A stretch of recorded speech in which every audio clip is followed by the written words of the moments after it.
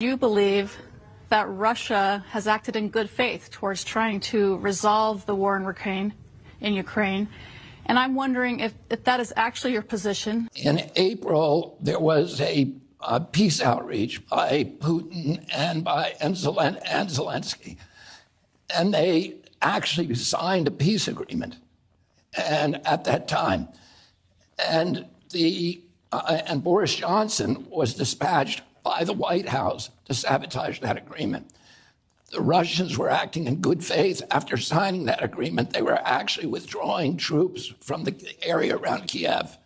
So it was clear that they were operating in good faith at that point, and we were not operating in good faith. We should be trying to settle this war through diplomacy.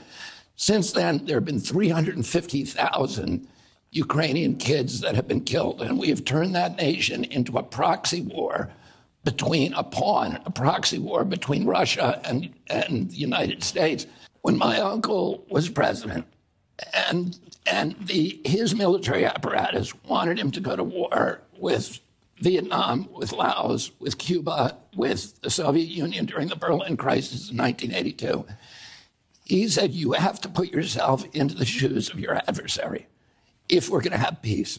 We put Aegis missile systems in Romania and Poland right near Russia's border. When Russia put nuclear missiles in Cuba, which is farther away than we now have, to Moscow, we would have invaded if they hadn't withdrawn them. My uncle was president then. We would have gone in.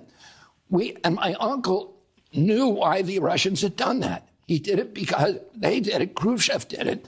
Because we had put nuclear missile systems, Jupiter systems, in Italy and in Turkey. And my uncle, my father, met with Ambassador Dobrynin secretly and made a secret deal.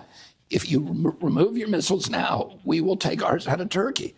So, the Russians have been invaded 3 times through the Ukraine. The last time they were invaded, the Germans killed 1 out of every 7 Russians. They destroyed all of it, 1/3 of Russia to rubble. They burned the fields. It's as if my uncle said this in his 1963 speech at American University.